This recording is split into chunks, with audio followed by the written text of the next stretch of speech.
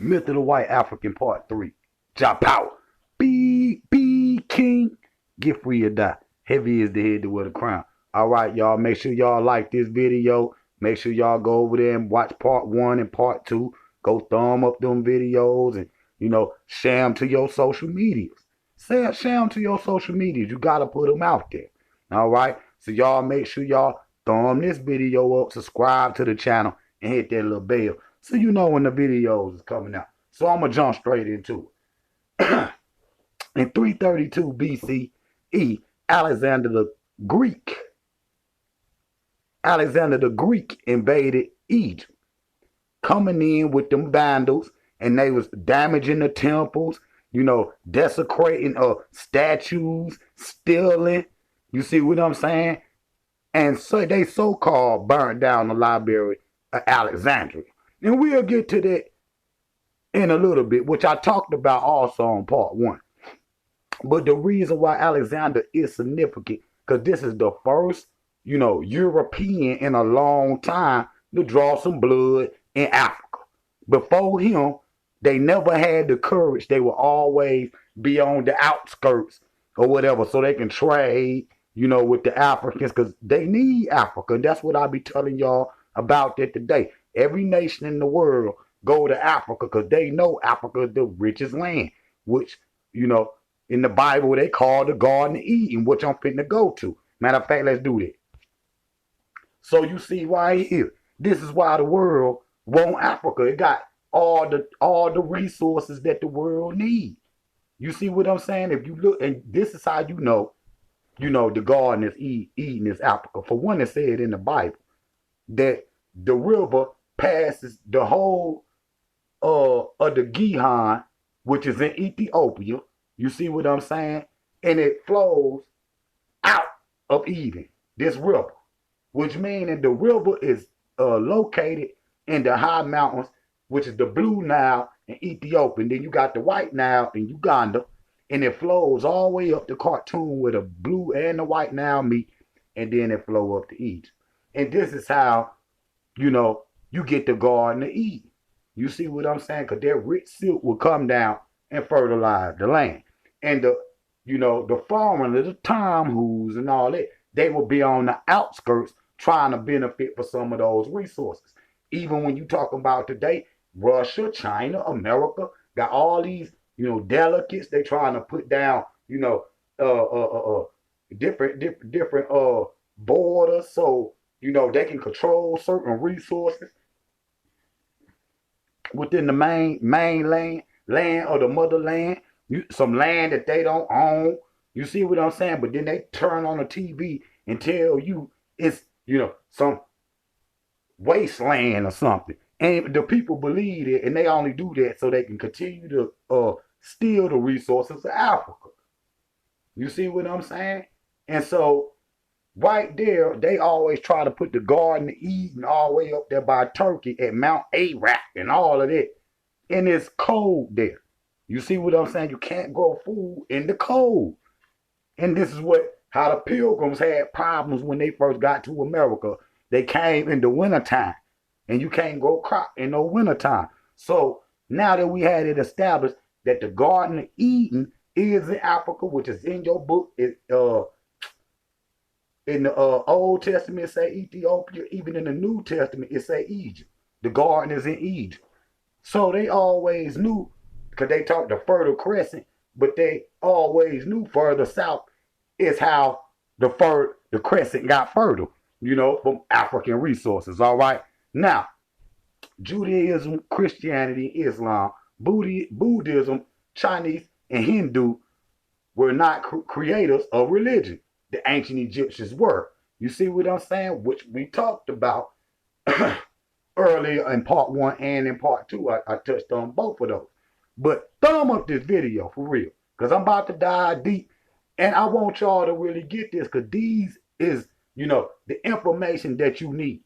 This is the real information. This is the truth. This is the real truth that black people need to see. Because until you get this truth, it's only one truth. You know what I'm saying? Yeah, two things can be true, but it's only one truth. You know what I'm saying? When it concerning to who black people were and who we are now. So, This right here is on the walls, which describe the four men that was on the earth. You see what I'm saying? You got the B and D, which is Ethiopian and Egyptian. They both African. And then you see the two Asiatics and the Caucasian, A and C, the two-time who foreigners. See now, I'm gonna show y'all some pictures in here tonight. Y'all make sure y'all watch this video all the way to the end too, because I'm gonna show y'all the pictures that they don't want to show. They'll show the black Africans who they know is the rightful inheritance to Egypt, got the rightful inheritance to Africa, got the rightful inheritance to Ethiopia. They know, so they try to claim that, these ain't black people, man. These really Caucasians, which I already showed y'all, and I'm going to show y'all again in a minute. All right? Again, this is a true African Nubian sister. Look like any other different sisters out here in America, the islands, Africa, wherever. You know what I'm saying? We can see, and, you could look at the phenotypes and everything of black people, which they don't make no difference because black people got all type of phenotypes. We the original man, so all the phenotypes that we think is Chinese or Asian or European is really African. And I'll show you that later. Now look, again, these are the brothers and sisters in the Nile today that look just like the people on the wall, got the same hairstyle with the same dress. The culture might have changed, with the religions, 7th century AD Islam, and then, Christianity, Romans, and all that. Yeah. But they still have the original African tradition and dress the way that their ancestors did. And that's what I'm showing you again. Now, on part 2, I showed y'all the girl with the unk on her forehead. Here go another little Ethiopian girl with the unk on her forehead. Because they try to say, because the Nubians are dark-skinned, and a few, there ain't many, or brown, or more brown-skinned, the Egyptians. Oh, these is two different races of people. You know what I'm saying? But black people in Africa and all over the world come in many different colors, from the darkest to the lightest. So don't sit up there and let them try to make it seem like just because you see a brother of a different hue, then they're a different race. Or they try to say because the Egyptians and Africans, the Egyptians and Nubians used to fight, that they ain't Africans. You know what I'm saying? This is what the fake Egyptologists be saying. They try to deny the African heritage of these people. But now Queen Ty, they could not deny her true African heritage and who she truly is. You know what I'm saying? Now, again, Africans come in many different colors. And now people put this on the wall so they knew that way back then. Thumb up this video, I'm telling you. This is Myth of the White African Part 3. I've been telling y'all about this video for about 9 months. I finally got to figure out a way to get it up here to y'all. So make sure you subscribe to this channel, King JAHPOWER, and thumb up this here video. Now, again, our people knew that we came in many different colors. You see what I'm saying? And they, not just because one brown, the Egyptologists say, oh, that's Egyptian. Then one black, then that's, no, majority of the Egyptians are Nubians. So they try to hide the Nubian statues. You see what I'm saying? That's why they never go down to Karma and study and put, and I'm glad too. They done stole enough because archaeology ain't nothing but grave robbery. Now, again, and what I'm going to show y'all, they try to say these is white people, yo. And I'm going to show y'all the white people that was in Egypt that they try to hide. Because, what they left is not as exquisite as the ancient Africans. You know what I'm saying? You see this sister, she got the beanie on you, the Rasta dreads with the Rasta, bag and shit. The same shit I be wearing right now today. So we are who we are. Don't let them tell you nothing else. Again, another Ethiopian sister. Again, every time you see it, it's primarily black. Not until the 1900s with this Eurocentric thinking did they start saying the ancient Egyptians was white people. Okay, again, this is a Maasai sister right here, and she still got the wasket on. And she wear it to this day just like the Egyptians wore then. Again, all 42 major tribes congregated, lived together in the Nile Valley. But you got these Negroes out here that are trying to say, oh man, black people ain't never been unified. I use a damn lie. You can't not be unified and build a pyramid or temples or tombs or a society as exquisite as the Nile Valley without having unity. So don't let them lie to your brain. All right, we know who we are. Period. Now look, again, sister with the wasket on, and again, everybody in Africa ain't dark skinned. Look at the Nigerians. Come on. So again, I'm asking our sister with the wasket on. You see what I'm saying? We know who we are. Now I'm about to get into it here in a minute. Again, we created all music. We created the violin, the piano, the drum, the flute. We created every damn thing. You know, but you think the violin is some shit that came from Europe. And yes. Black people created the pyramids. Yes. Ain't no aliens and ancient aliens and goofy people who flew down here and said, yo, we built some pyramids. Black people, y'all gonna take the credit. Nah, nigga, black people built the pyramids. You know, they try to always explain away the true, history and the true greatness of black people. Period. And here you go right there. Why they never show this on TV? They never show this on the internet. They never show this right here because that would prove, okay, they built it. They just mad they don't know how to do it. You know what I'm saying? That's it. And we just got to get back to our greatness. Now, here, because we're going to be talking about the Twa people, right? And the Twa people is over 10 million years old. You know what I'm saying? They the oldest people on the planet, period. And the ancient Egyptians said that the Twa people were their cousins. See, they never want to talk about that. They used to talk about this shit before this Eurocentricity trip. All right? Now, the little Twa people is significant because which showed the original homeland of black people is Africa. Okay? You can't claim being black without claiming the Twa, because there's tribes of Twa all over the world. And they the first people to navigate the world. And we're going to talk about it. Now,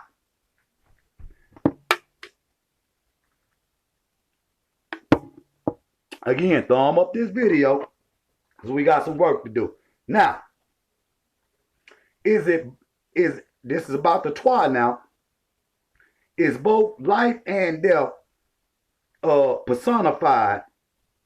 The 7 children in human form are imagined as 7 dwarfs. Now, what that sound like? Disney. Now, the thing about Disney, he a Freemason. So he know about Egypt. That means he know about the Twa because they were the original creators of Egypt, which I'm going to show. You see what I'm saying? Now, the thing about the Twa have many secrets. And they had the secrets of mining.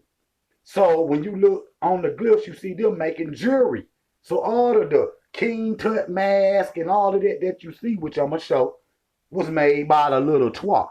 You see what I'm saying? And the Twa knew magic. You know what I'm saying? And the first deity of Egypt was Ptah and the god Bes. You know, in the movie Black Panther, they say Bast.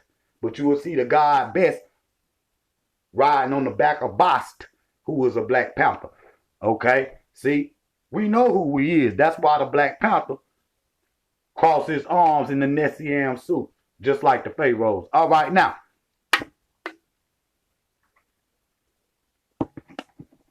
Again, this is talking about the Twa, and it's documents that indicate from 2300 BC that the Egyptians had a lot of contact with the Twa, they call the Twa Aka. And even in all over Africa today, you know, you got a Twa, of course, all over the world, but you got a specific tribe in the Congo called the Aka and the Baka Twa. You see what I'm saying? And they sharpen their teeth too. You know what I'm saying? They some of the best hunters, and even until this day, they still be, you know, got their ancient secrets of mining. You know, but the ancient Egyptians again called the Twa the pygmy people, and they would come dance and eat ceremony or whatnot. For the ancient Egyptians, they would bring in different, copper, cobalt, all that, the things that we think is being invented by the Europeans. They got it from my ancestors, bro. Period. You think they only ones knew about, coltan or something. You know what I'm saying? No, our ancestors knew exactly what it was. Again, the word chemistry, chem mean black, mystery is science. All right. So let me move on. So again, I told y'all all the 42 tribes lived in the Nile Valley. Now you see this Pharaoh right here, or this king right here, he's a Khoisan. And that's shit. 13 million miles, or about 12 million miles from Egypt. You know what I'm saying? They down there in the Kalahari Desert of South Africa. But again, all tribes originally congregated in the Nile Valley. And remember, a lot of at that time, a lot of Africa was still grassland, a lot of greenery. A lot of those deserts, only came within the last couple hundred years. Even the one in Egypt, but Egypt was receding into a desert. That's why some of why ancient Egypt fell. But again, what we call phenotypes, you got, what they saying is Asian, is really African. You see what I'm saying? It's been proven that, this is where, who the true Asian is. Now, this is particular right here, because you got the dynastic, then you got the pre-dynastic.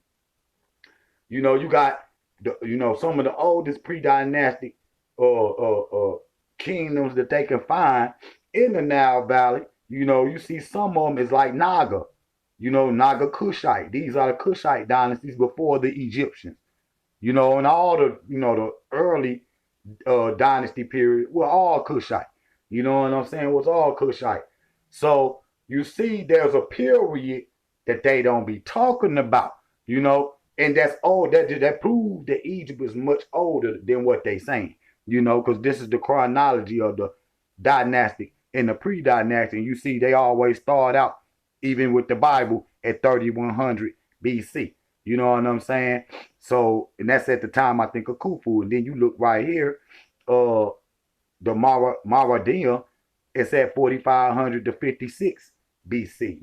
That would make that, 5600, that would make that almost 8,000 years old. You know what I'm saying? Yes, about 8,000 right there. And we know it had to be before that, because the Sphinx is being dated to around about 15. So you talk about dynasties that done lasted probably 30, 40,000 years, just to be truthful. So again, back to these pygmies. This is what the Europeans say about the pygmies. The pygmies are not abnormal people. We know that. Normally small stature and strong individually, distinct from the Negroes. Now listen to this now. Distinct from the Negroes. Remember what I said about the Egyptians calling the Twa they cousins. Remember, they trying to prove in the 1900s, in the light, you see right here, say at the bottom it's 1934. They trying to prove in the 1900s that the ancient Egyptians is white. You know what I'm saying? That the ancient Egyptians is white. So he writes, who is this? Who is this? This is it's in French. So it's the geograph number page 3 and 4, Brussels in 1934. Brussels, yeah, that's France, I think. Okay, anyway, he go on to say that the pygmies are Caucasians or white, and the Negroes are not from the dark continent. Listen to this now. A white man is saying that the pygmies, just because the Egyptians said that the pygmies is their cousins, they gotta keep kind of cover up with lies. So look what, again, this the same one. It says, Negroes are not. It says the pygmies or Caucasians are white of the so-called dark continent, and Negroes are not. He trying to separate you from your African greatness. And this is the man right here that done it. Right here. He go down there and he's saying that these Africans right here are European. He's saying these Africans is more kin to him than they is to us.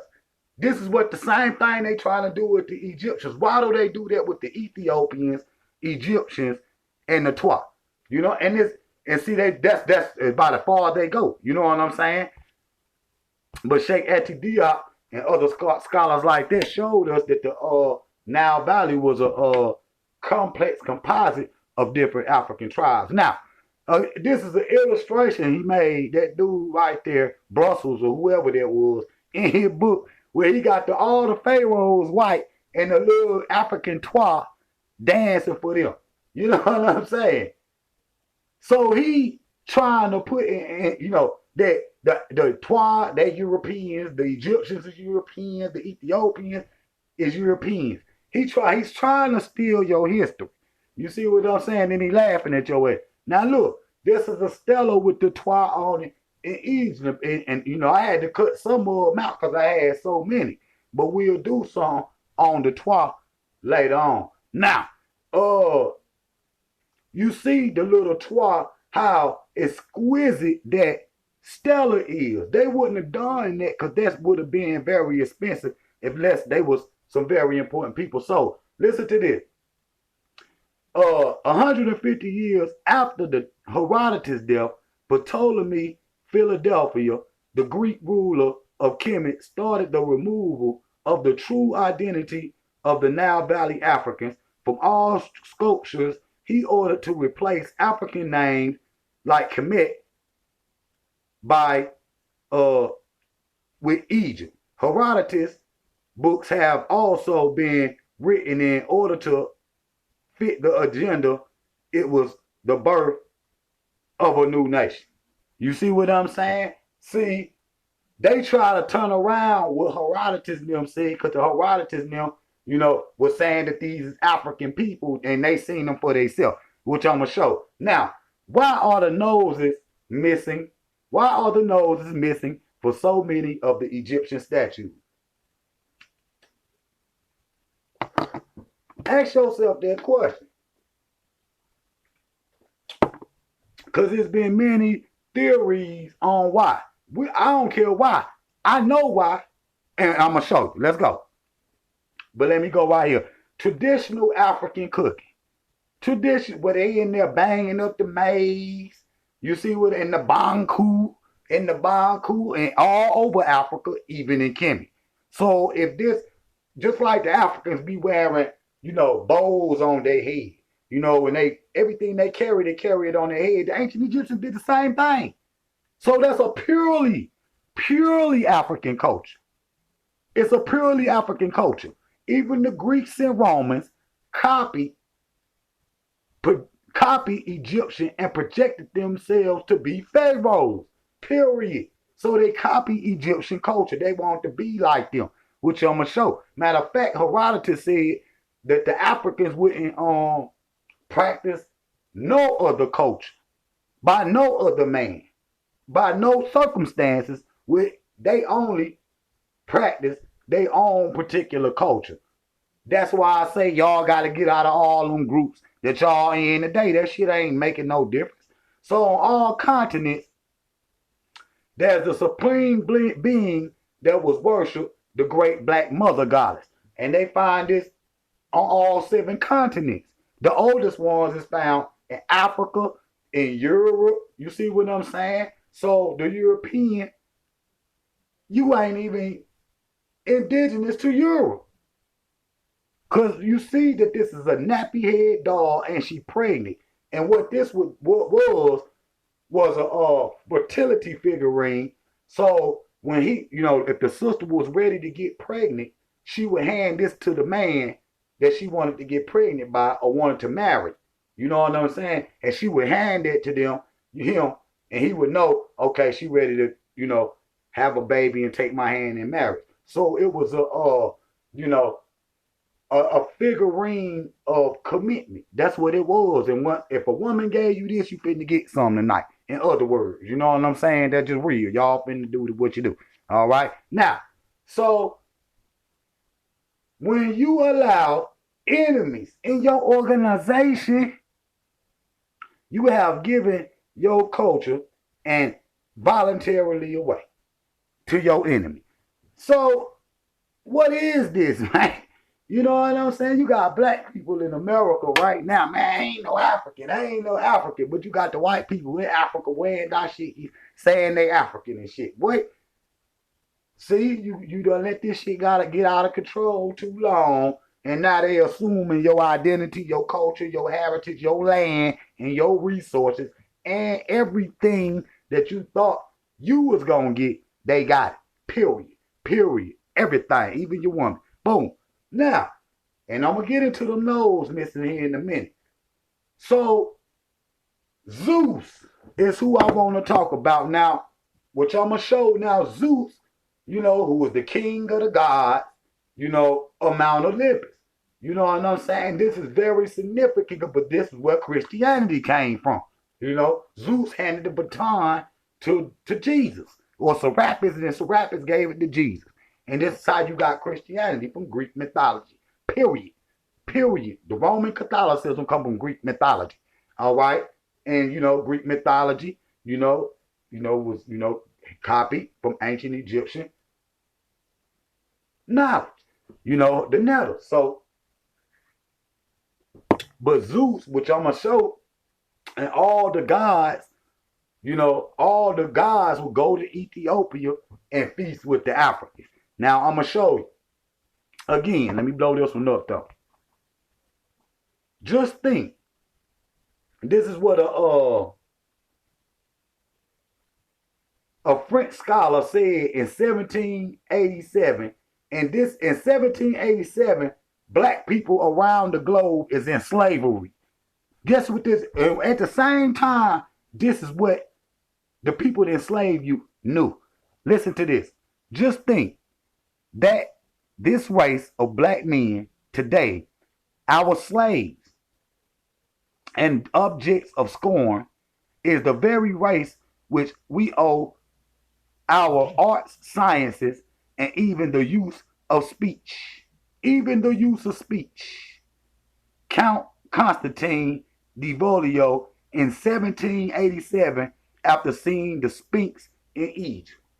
So they knew it was black. I'm showing you. I showed you the other day, 1934, and the 1900s, they switched it. So even 1700s, 1800s, all the way up to like the 1920s, Marcus Garvey and them and shit, and I showed when Marcus Garvey got the Black Power flag from Egypt. He came up here to America, fitting to get it popping with Frederick Douglass and all of them. And then they started trying to switch, Egypt is white people, bro. I'm telling you, it got a lot to do with Marcus Garvey. Yes, it do. Now listen. This is what, I think Napoleon took a picture of the Sphinx in the hold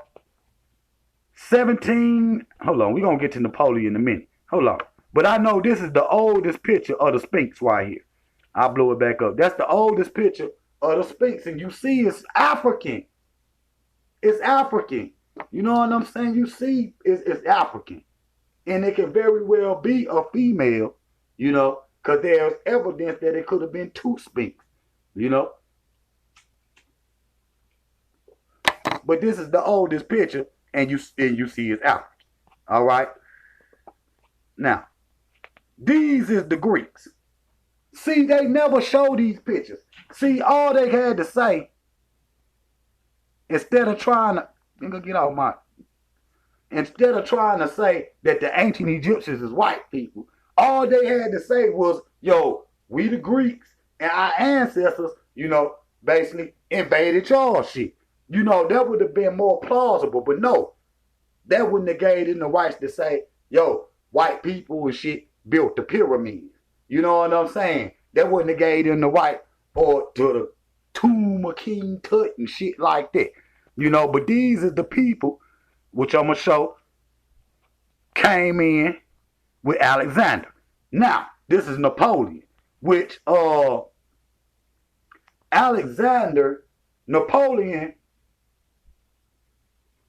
Alexander was Napoleon's, hero. This is who he looked up to. Napoleon looked up to Alexander the Great. He was his hero. Now look, after Alexander the Great said what he said, did what he did, July 1st, 1798, Napoleon's army invaded Egypt. And this is what he said. My decision to destroy the authority of blacks in Santo Domingue, Haiti, is not so much based on consideration or commerce and money as on the need to all blacks forever, the march of the blacks to be stumped out in the world. Now let me read that again. My decision to destroy the authority of the blacks in Santo Domingue, Haiti, is not so much based in consideration of commerce and money as on the need to blacks forever, the march of the blacks in the world. So he's saying forever we gotta stomp these people out. You know what I'm saying? Because they know the power in our people, which I'm gonna show. And believe me, they listen to Napoleon, bro. We as black people, we don't listen to our ancestors, like we supposed to. We don't listen to our ancestors like we supposed to. But believe me, they do. Believe me, they do. Now, I want to, again, thumb up this video, Myth of the White African Part 3. Subscribe to this channel. Okay, listen to what they say. The grand art monuments which still remain, the pyramids, the most stupendous works of men built no one knows when or for what. The objects are on the western side of the Nile of near Cairo. The largest is 693 feet square at the base and 599 feet high. The Sphinx is a huge monster with a head of a man and the body of a beast or a lion, cut in the solid rock near one of the pyramids. Formerly, one of the heads was visible, but the sand was being cleared away from the body, found to be 125 feet long, and the temple of score size discovered between the legs of the mother into the paws. So I know this ain't what they saw. So whoever European drew this right here, he drew a European depiction into it, which I showed you the oldest picture of the Sphinx, and you see it was already destroyed. You know what I'm saying? It was already destroyed. Now, he had this obviously in the 1900s, this obviously in the 1900s, because you can see the Eurocentricity in that photo. Now, again, back to the noses. When the Europeans saw what the statues, hold on, let me move it. When the Europeans saw that the statues looked nothing like them, they knocked the noses off and told you the Egyptians were Europeans and Arabs. How convenient. How convenient. Now, I'm going to get into that. Because we got a lot of work to do, and I want to get this one done. Now, I'm not going to read all of this. Hold on, I'm going to go right here first, though. Hold up. Let me go right here. Boom. Why do the ancient Egyptian statues have broken noses? So the ancient Egyptians were, hold up, let me blow this up where I can see. The ancient Egyptians were the artistic champions and carved countless statues that showed the society, pharaohs, religious figures, and wealthy citizens. But although these statues were depicted different people or belongings, many of when they shared communal broken noses. You know what I'm saying? The broken noses is an epidemic. It makes you wonder whether it is a result of an accident or something sinister was happening. All right. It turns that the answer was the most case that of the latter. Look, it's something more sinister going on because it's many theories that Napoleon blew the nose off the Sphinx with the 31 gun salute. Then you got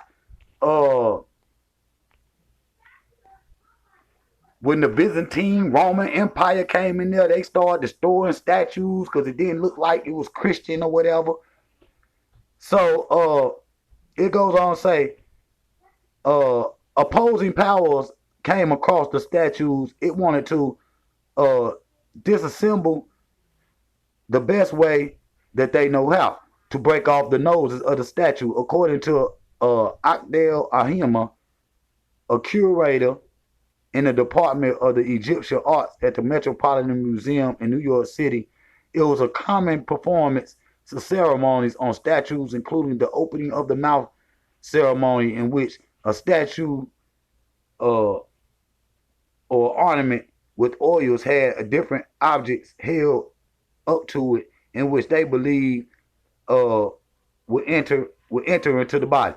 But the ritual of the statue and kind of life power and power of life, Ohim said the belief that the statues had life was the force of widespread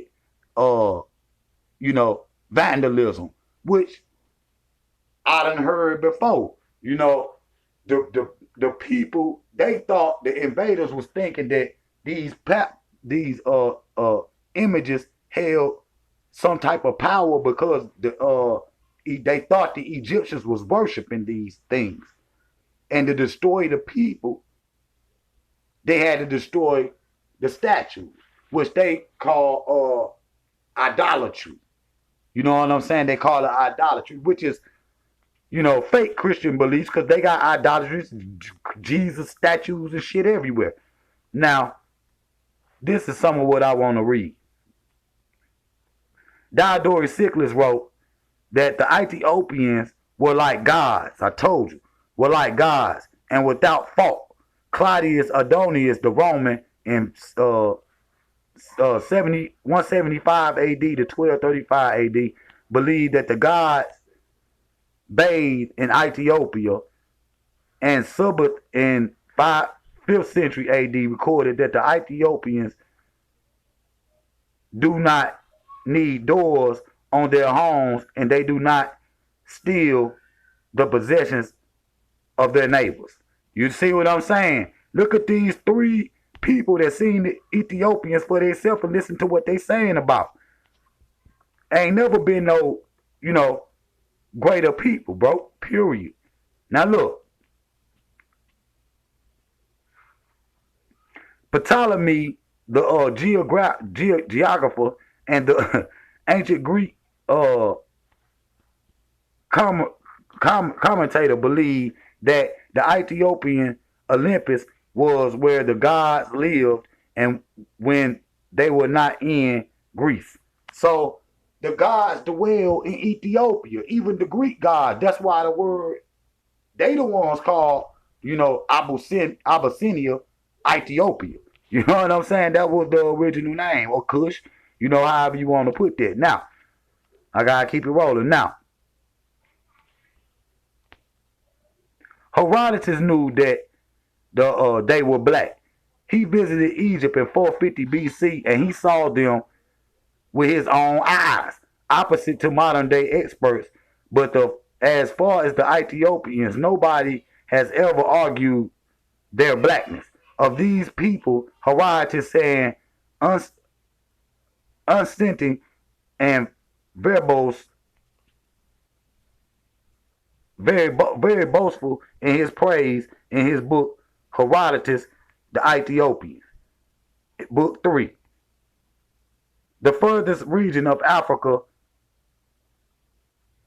he continued, where the south declines toward the setting sun, lies the country called Ethiopia, the last inhabitant of the land in that direction. There's gold is obtained in great plenty and huge elephants. You know what I'm saying? See, they ain't saying that they white people, and they seen them as you just seen. They seen them for themselves. Within the reference of the race of the ancient Egyptians, we have Herodotus' eyewitness accounts. The category states that the color of their skins, that in spite the so-called leading experts' knowledge, the passage in Herodotus, they still insist on sharing the Egyptian culture as amazing pyramids from Africa. We should learn more from this. Now look, there can be no doubt that the Koshians are Egyptian race. My conjectures were founded first on the fact that they had black skins and woolly hair. You know what I'm saying? Now see, they talking about the Greek philosophy and all that shit. They don't really want you to go into this shit right here. So I'm gonna go up here and read. To the ancient Egyptians was the stuff of to the ancient Egyptians was the stuff of dreams, and that the Ethiopians were the highest manifestation of these dreams. In their time, it was acknowledged that root of the Egyptian civilizations was from the interior of Africa. For example, Diodorus Siculus wrote about the festivals in Egypt.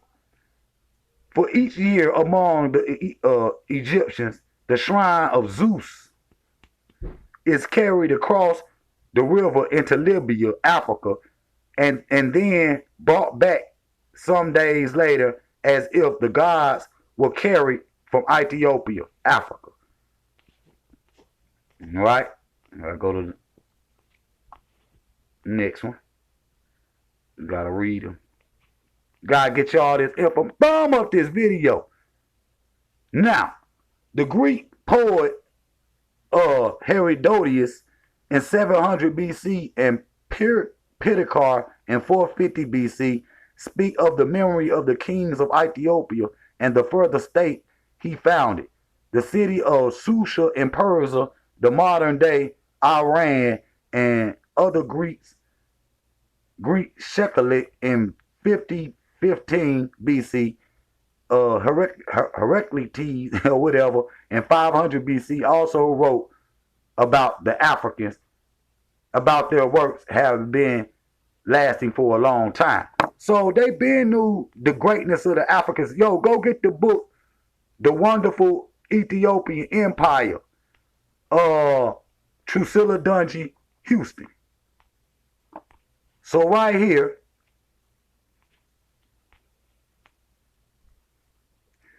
to mention the Ethiopians, he mentioned to them both as they lay in the Iliad and the Odyssey.